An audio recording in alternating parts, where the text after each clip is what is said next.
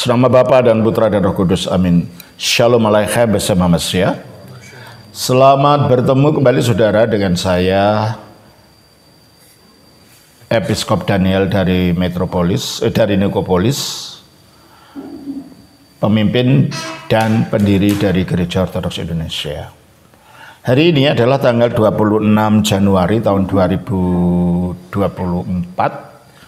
Saya kebetulan baru tiba dari Bogor tadi malam dan sekarang saya berada di Salatiga. Ini adalah gedung parokia Jana Suci Barbara dari Gereja Ortodoks Indonesia. Kami di sini menanti umat GUI akan banyak berkumpul di sini, baik Romo maupun umat awam, karena Metropolitan Fotius dari Yunani datang untuk mengadakan kunjungan penggembalaan dan juga untuk mengadakan pengudusan gedung gereja ini. Jadi nanti besok ada acara penuh dengan segala liturginya untuk pengudusan gereja ini. Nanti akan ada diurapi gedung-gedungnya dan ada macam-macam acara liturginya. Mungkin kami akan siarkan langsung upacaranya di dalam YouTube besok. Jadi kalau saudara yang melihat dari YouTube akan tahu apa yang kami lakukan besok pagi. Baik, kita akan melanjutkan acara kita, yaitu menjawab pertanyaan-pertanyaan yang sudah dikirimkan kepada saya. Sebagian dikirimkan udah lama, sebagian baru saja.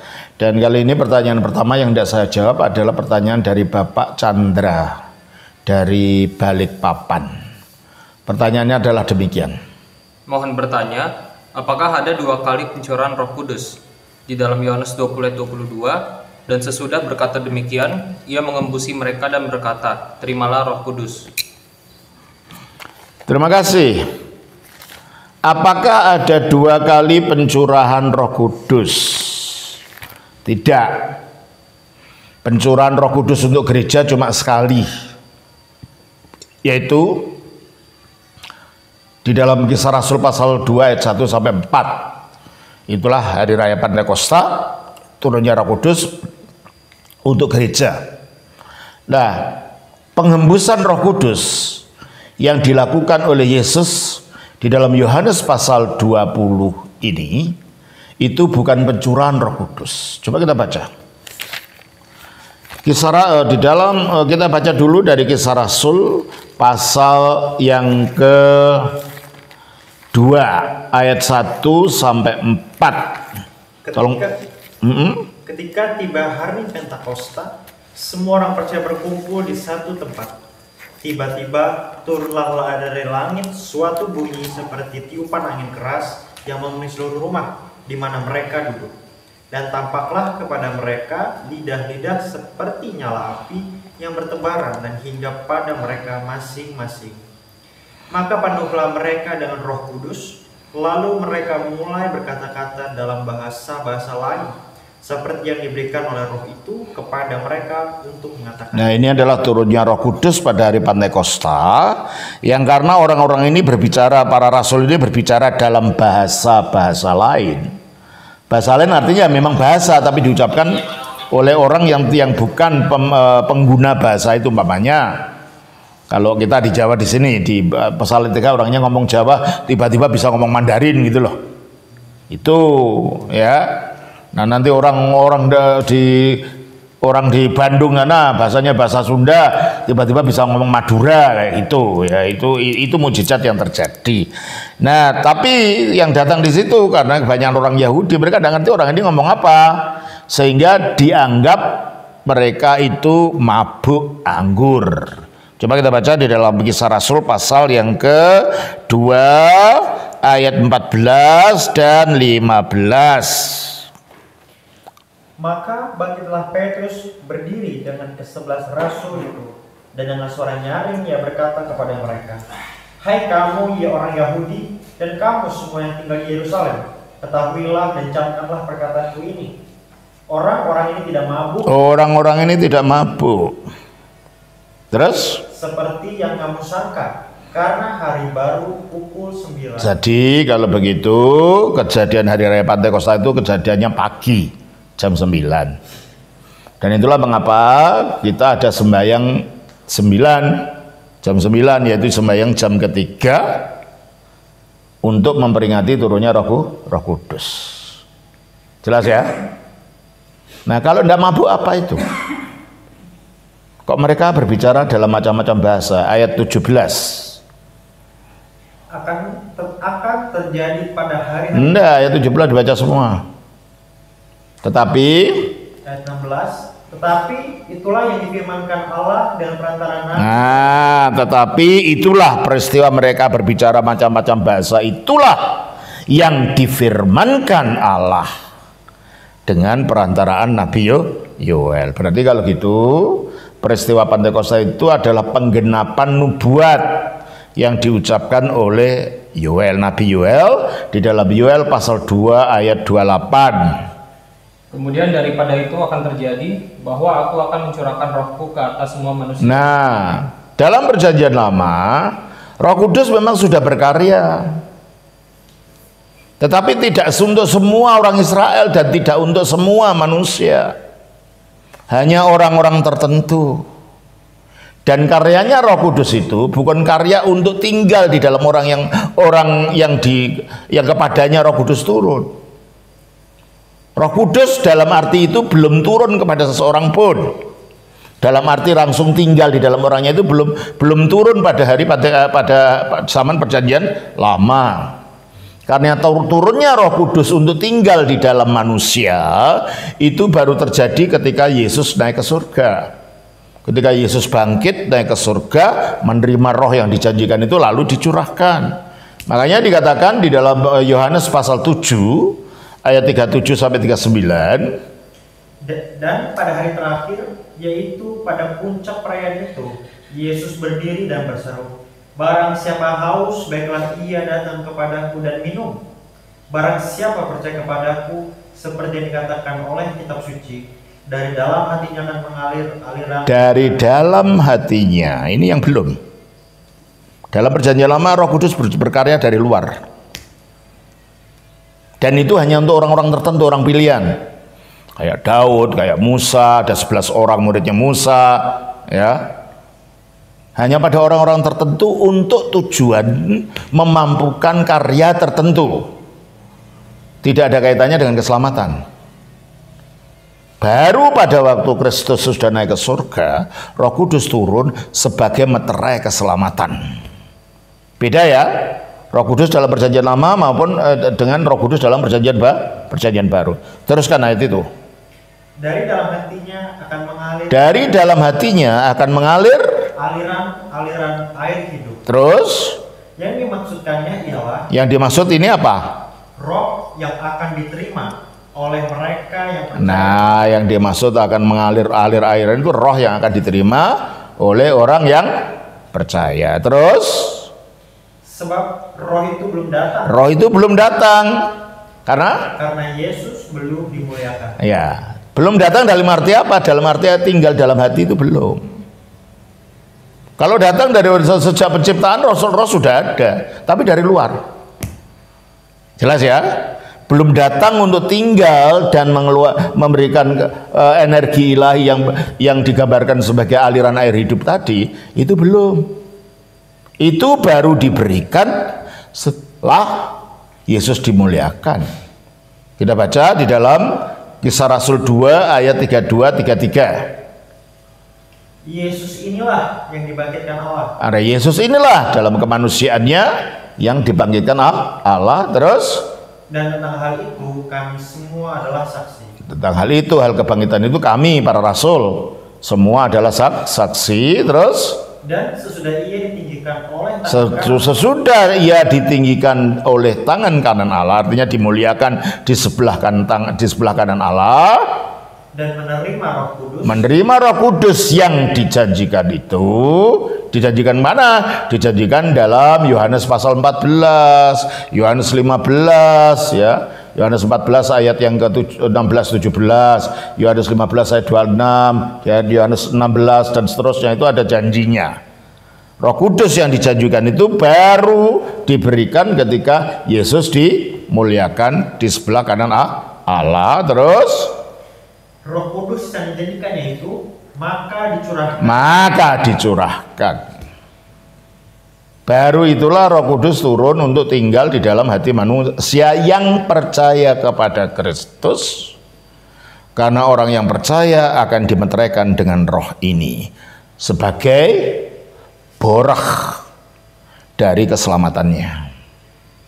Efesus 1 ayat 13-14. Di dalam Dia kamu juga, karena kamu telah mendengar firman kebenaran. Di dalam Dia, dalam persekutuan dengan Dia, dalam iman dengan Dia, kepada Dia. Nah, kamu juga, hai orang percaya, karena kamu telah mendengar firman kebenaran, yaitu Injil keselamatanmu. Di dalam Dia kamu juga, ketika kamu percaya, dimeteraikan dengan Roh Kudus. Kalau dalam gereja ortodoks, pemeteraian dengan Roh Kudus dilakukan melalui sakramen krisma. Sehingga ketika Romo mengurapkan minyak pengurapan, Romo mengucapkan apa? Meterai karunia Roh Kudus, dan umat menjawab amin. Atau kalau lengkapnya sudah dimeteraikan, jawabannya gitu. Meterai karunia Roh Kudus, maka umat menjawab sudah dimeteraikan gitu. Tapi di Indonesia kita gunakan amin gitu, supaya tidak pajak-pajak. Ya. Kamu dimeteraikan dengan Roh Kudus, terus di dalam Dia kamu juga, ketika kamu percaya, dimeteraikan dengan Roh Kudus yang dijanjikannya itu. Ya, dijanjikan kapan? Ya, dijanjikan dalam kisah Yohanes tadi, yang kita baca Yohanes 14, 15, 16 tadi. Terus? Dan Roh Kudus itu adalah jaminan bagian kita. Nah, jadi Roh Kudus itu jaminan. Dari bahasa aslinya Arabona. Arabona itu uang jaminan, borok. Jadi kalau kita mau beli mobil atau beli sepeda motor, kita berikan boroknya dulu. Sudah boleh bawa mobilnya enggak? Sudah. Tapi belum milik kita sepenuhnya. Demikianlah keselamatan. Kita sudah diselamatkan dalam arti kita sudah punya itu, tapi kita harus genapi. Buktinya itulah boroknya itu, Roh Kudus itu. Terus dan Roh Kudus itu adalah jaminan bagian kita sampai kita memperoleh seluruhnya. Nah, kalau sampai kita memperoleh seluruhnya, berarti sudah memperoleh seluruhnya belum? Belum. Ya sudah, janji itu ada, jaminan itu ada, tapi kita harus menggenapinya melalui kehidupan kita yang benar, melalui proses pengudusan untuk menerima keselamatan itu yang wujudnya apa? Kebangkitan tubuh, yang wujudnya apa? Pemuliaan tubuh dan lain-lain. Kita kan belum mengalami itu semua. Karena keselamatan bukan yang sekedar status, enggak. Tapi realita kita diubahkan menjadi seperti Kristus dalam kemuliaan. Inilah Roh Kudus yang turun pada hari Pentakosta. Yang diberikan kepada semua orang. Coba kita baca lagi dalam Yoel 2 ayat 28 tadi. Kemudian daripada itu akan terjadi bahwa aku akan mencurahkan rohku ke atas semua manusia, maka anak-anakmu ke atas semua manusia. Sebelum ada janjinya Yoel ini, Roh Kudus hanya diberikan pada orang-orang tertentu, dan itu pun bukan tinggal di dalam. Ya, makanya dalam Yohanes 7 ayat 37 tadi dikatakan Roh Kudus belum turun. Jelas ini ya. Nah, sudah tahu yang pertama? Yang kedua, Yohanes pasal yang ke-20 ayat 21 sampai 23. Maka kata Yesus sekali lagi, damai sejahtera bagi kamu, sama seperti Bapa mengutus aku, demikian juga sekarang aku mengutus kamu. Dan sesudah berkata demikian, ia mengembusi mereka dan berkata, terimalah Roh Kudus. Jikalau kamu mengampuni dosa orang, dosanya diampuni. Dan jikalau kamu menyatakan dosa orang tetap ada, dosanya tetap ada. Terima kasih. Jelas sekali pengembusan Roh Kudus itu bukan turunnya Roh Kudus. Ini terkait dengan kuasa yang diberikan kepada para rasul untuk mengampuni dan untuk menetapkan dosa. Jadi kalau kita baca dalam ayat ini, di dalam Kisah Rasul Yohanes pasal 20 ayat 21 sampai 23, maka kata Yesus sekali lagi, damai sejahtera bagi kamu. Sama seperti Bapa mengutus aku, demikian juga sekarang aku mengutus kamu.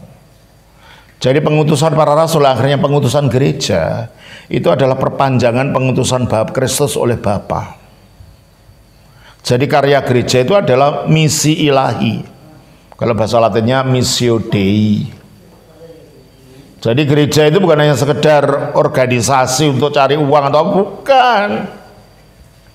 Misinya adalah misi ilahi, menghadirkan kasih karunia Allah kepada dunia. Dan misinya Kristus terutama apa? Pengampunan dosa dan keselamatan. Dan itu harus diterapkan pada orang percaya. Nah, bagaimana menerapkannya? Kalau para rasul sebagai manusia tidak mungkin melakukannya itu. Maka dikaruniakanlah kuasa Roh Kudus. Jadi pengembusan Roh Kudus di sini adalah pengarunian kuasa dan otoritas untuk menerapkan karya pengampunan dosa Kristus, yang ini akhirnya menjadi sakramen pengakuan dosa. Ya, coba kita baca di dalam Yohanes pasal 20 ini. Ayat 21, maka kata Yesus sekali lagi, damai sejahtera bagi kamu, sama seperti Bapa mengutus aku, demikian juga sekarang aku mengutus kamu. Dan sesudah berkata demikian, ia mengembusi mereka dan berkata, terimalah Roh Kudus jikalau kamu, berarti ada kaitannya di bawahnya. Ya. Jadi kalau gitu, makanya kalau dalam gereja ortodoks tidak ada imam yang berpura-pura mampu mengampuni dosa, itu tidak ada. Imamnya dia mengatakan engkau kuampuni, tidak ada. Manusia tidak bisa mengampuni dosa. Apa yang dikatakan imam?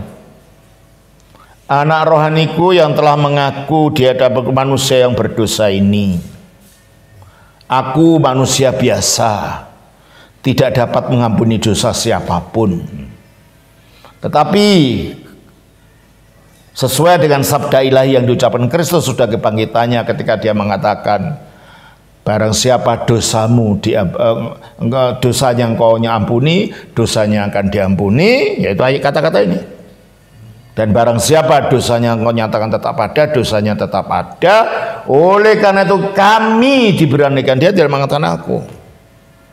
Dia mengatasnamakan otoritas gereja di mana Roh Kudus bekerja.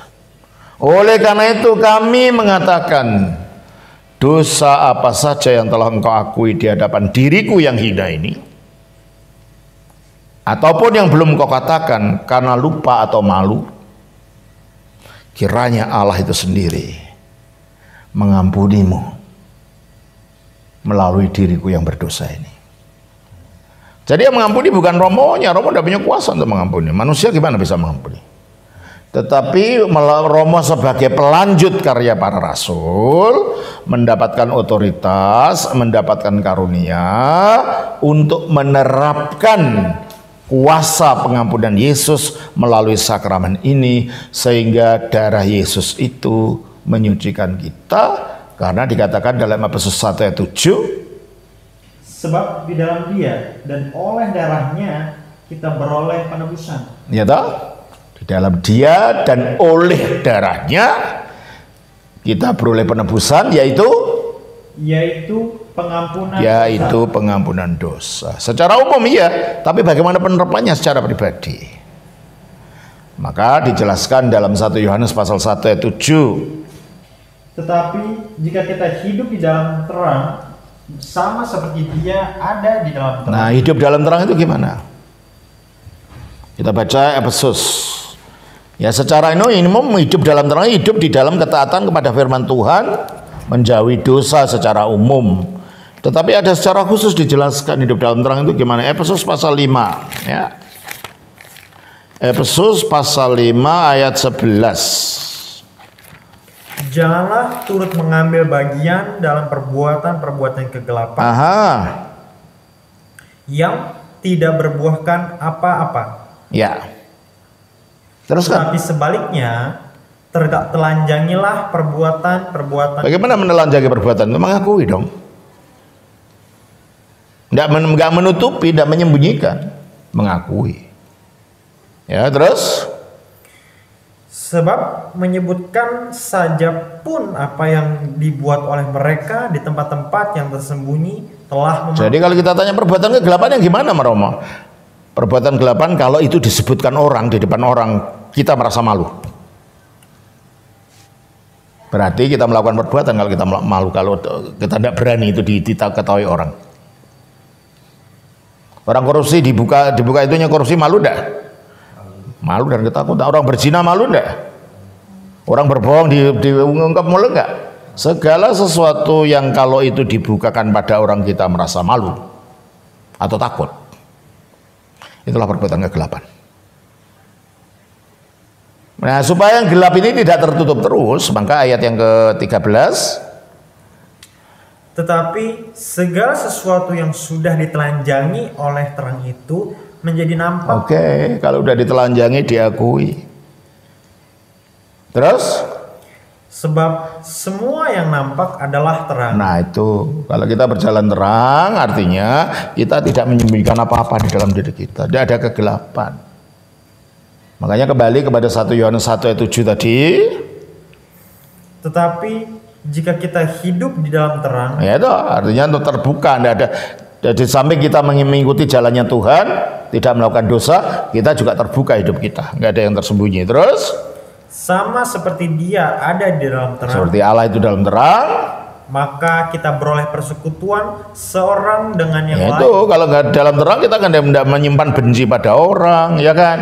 Kita tidak menyimpan dendam sama orang, ya kan? Kita tidak akan menggosipkan orang. Ya kita akhirnya beroleh persekutuan satu dengan yang lain. Karena dalam diri kita tidak ada sesuatu niat buruk. Terus? Maka kita beroleh persekutuan dengan persekutuan seorang dengan yang lain, dan darah Yesus anaknya itu. Nah, dalam kita terang ini membuka diri dalam pengakuan ini, darah Yesus ini akan menyucikan kita. Ini diterapkannya itu melalui kita membuka diri. Ayat 8. Jika kita berkata bahwa kita tidak berdosa, maka kita menipu diri kita sendiri. Ya tentulah. Kalau kita jujur pada diri kita, tiap langkah kita melakukan dosa, ya kan? Pikiran kita, kanan kita, tiba-tiba kita menghakimi orang. Ada ibu-ibu jalan pakai rok pendek itu, pikiran ini udah berdosa kan, itu kan? Jadi kalau kita mengaku bahwa kita tidak berdosa, kita menipu diri kita sendiri. Terus? Dan kebenaran tidak ada di dalam. Nah, kalau kita menipu diri, berarti kita tidak benar. Nah, selalu ngaku tidak berdosa, saya tidak pernah berdosa ini dan itu. Ya mungkin berdosa yang terang-terangan bunuh orang itu enggak, tapi dalam pikiranmu apakah kamu tidak ingin ini dan ingin itu? Ya. Dan kalau kita mengatakan tetap menyangkal saya tidak berdosa, berarti kamu tidak hidup dalam kebenaran, karena kamu hidup dalam kebohongan, membohongi orang dan membohongi diri. Jelas ya? Terus? Jika kita mengaku dosa kita. Nah, hidup dalam terang itu pertama kita menyadari diri kita berdosa, kita dalam terang, lalu dosanya kita akui, gitu loh. Terus? Maka Ia adalah setia dan adil, sehingga Ia akan mengampuni segala dosa kita. Oke, jadi kalau kita mengaku baru Ia akan mengampuni segala dosa kita. Terus? Dan menyucikan kita dari segala kejahatan. Dan menyucikan kita dari segala kejahatan melalui apa? Melalui penerapan darah anaknya tadi di dalam pengakuan dosa. Makanya sudah itu Roma akan menumpangkan tangan. Saudaraku, pergilah dengan damai. Jangan khawatir segala dosa yang telah engkau akui. Karena darah Kristus yang menjamin itu. Jelas ya? Dan itu bisa terjadi bukan karena mulutnya Romo yang ngomong. Itu nanti sihir itu. Tapi karena Roh Kudus yang telah berikan kemampuan itu. Jadi pengebusan Roh Kudus dalam Yohanes pasal 20 itu tidak ada kaitannya dengan Hari Raya Pantekosta. Pengebusan Roh Kudus itu adalah pemberian kuasa dan otoritas untuk menerapkan mak sakramen. Dari pengampunan dosa, yang lain-lain akhirnya semua adalah karya Roh Kudus. Oleh karena itu kalau dalam gereja ortodoks, baptisan Romo tidak mengatakan engkau ku baptiskan, perhatikan, tidak ada. Saudara Irenaeus umpamanya dibaptiskan. Romonya mengatakan di karena bukan yang dia melakukan. Yang melakukan adalah kuasa Roh Kudus melalui Romo. Perhatikan kata-kata liturgi itu juga mencerminkan teologi kita. Waktu memberi perjamuan kudus gimana? Hamba Allah apa? Timotius diberikan tubuh dan darah atau tubuh Kristus. Sebab kita tahu bahwa yang berkarya dalam gereja itu adalah Roh Kudus. Selalu dalam bentuk pasif. Ya.